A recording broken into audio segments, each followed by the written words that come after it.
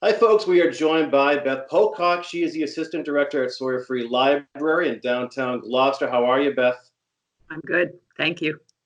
I've Nice noticed now that I know the library's actually been active during this period too. I've seen a lot of live videos coming from Mari and other library personnel lately. That's pretty cool.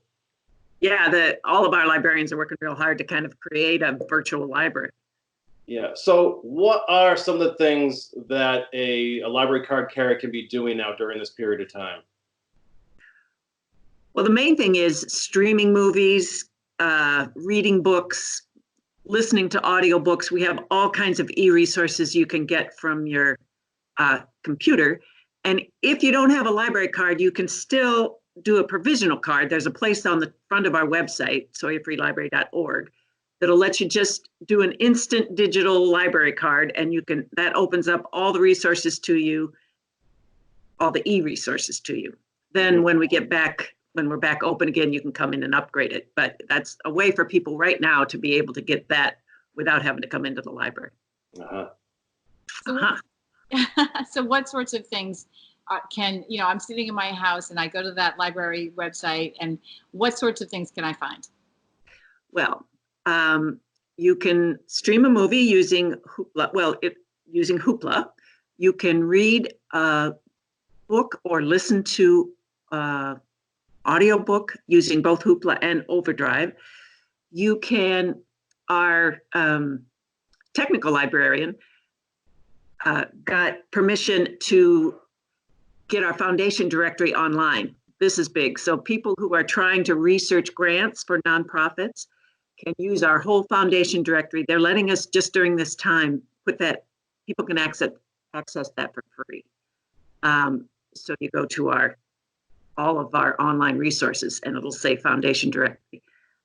Our archivist got permission to put ancestry.com online for free. They usually charge you that and people have to come in here.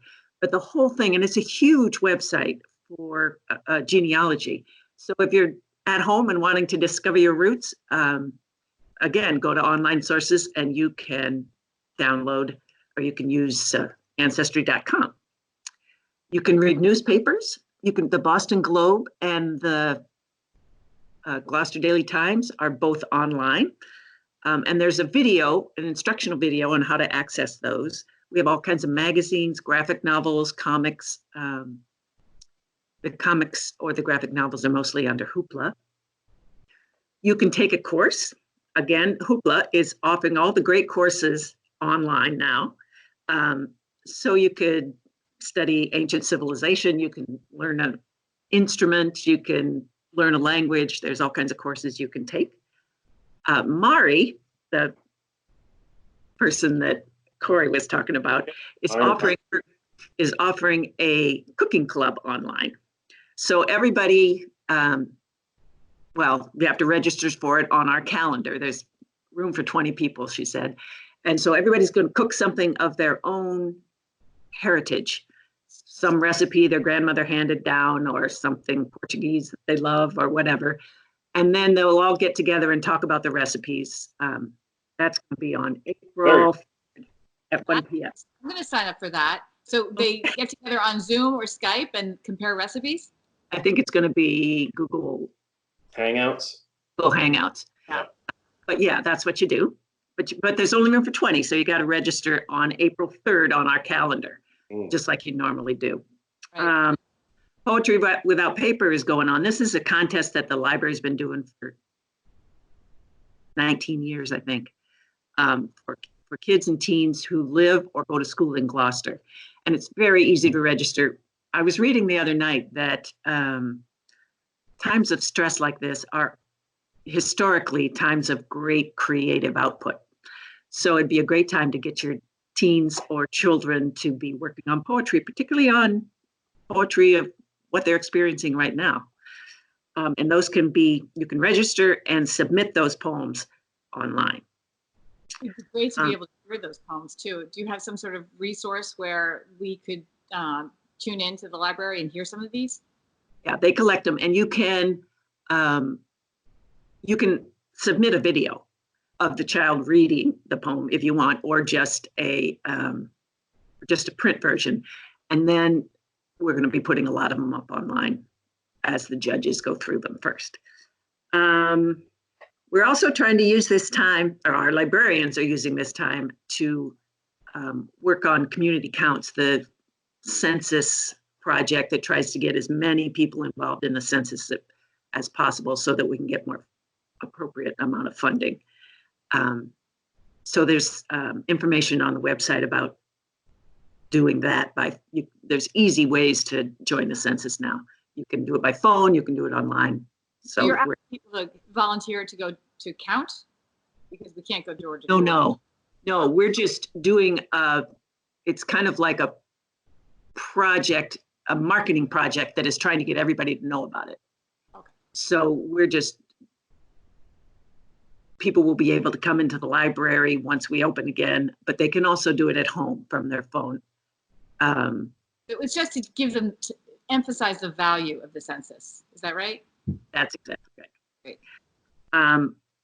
And then with all of these things, we have developed a online help email. You look on the tiles and we'll get it up pretty soon, but it's a helpline that is being answered by our librarians. So you can just ask a question about a library. You can, if you're having trouble accessing the resources or you need advice about your device, you just email CIRC. I wrote it down here somewhere. Oh, here it is. Can you see that? Oh, yep. Ask a librarian. Hold it back towards your body, Beth. There you go. CIRC at SawyerFreeLibrary.org. Yep, that's perfect. That's the email for all the answers to all of your questions.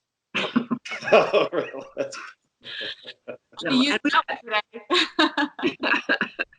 We've got more coming all the time. The librarians are really working to put. We're trying to develop on.